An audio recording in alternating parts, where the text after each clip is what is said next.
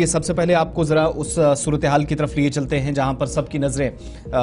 مشرق وسطیٰ پر اس لیے بھی ہیں کہ موجودہ وقت میں ایران اور امریکہ کے درمیان کیا چل رہا ہے۔ تو خبر ذرا آپ کو ایران اور امریکہ کے حوالے سے بتاتے چلیں۔ امریکی صدر ڈونلڈ ٹرمپ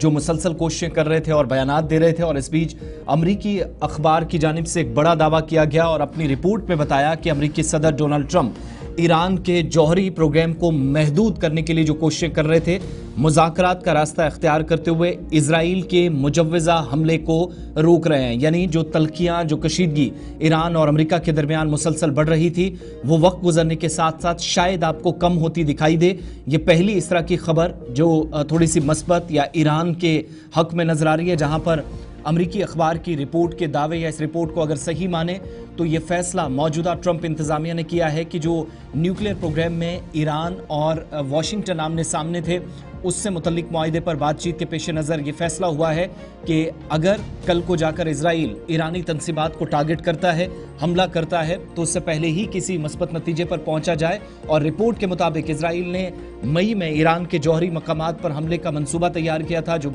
ایک میڈیا کے اندر ایک رپورٹ بھی بیچ میں کافی وائرل ہو گئی تھی، اور کہا جاتا ہے کہ اس ٹارگٹ یا اس حملے کا بنیادی مقصد ایران کے جوہری ہتھیار بنانے کی صلاحیت کو 1 سال یا اس سے زیادہ عرصے تک پیچھے دھکیلنا تھا، ایران کو کمزور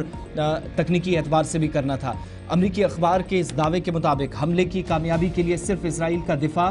کافی نہیں تھا، بلکہ امریکہ کی معاونت ضروری تھی تاکہ ایرانی جوہری کارروائی سے جو جوابی کارروائی ہے اس سے بھی نمٹا جا سکے اور حملے کو کامیاب بنایا جا سکے۔ یعنی ایران اگر ریٹیلیٹ کرتا تو اس میں جوابی کارروائی کیسے کی جا سکتی تھی، اس کے لیے بھی تیاریاں کی گئی تھی۔ دوسری جانب مڈل ایسٹ کے لیے امریکہ کے خصوصی نمائندے سٹیو ٹیکوف یہ کہتے ہیں کہ امریکہ کے ساتھ معاہدے پر پہنچنے کے لیے ایران کو جوہری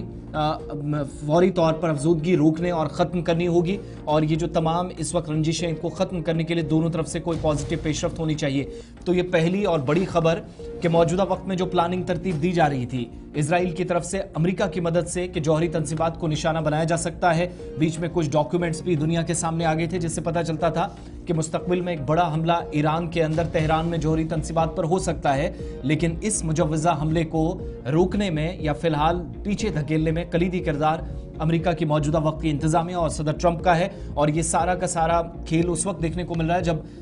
اگرچہ بالواسطہ طور پر براہ راست بات چیت تو ایران اور امریکہ کے درمیان نہیں ہوئی، لیکن یہ تصدیق مسلسل کی جا رہی ہے کہ بالواسطہ یا انڈائریکٹ جو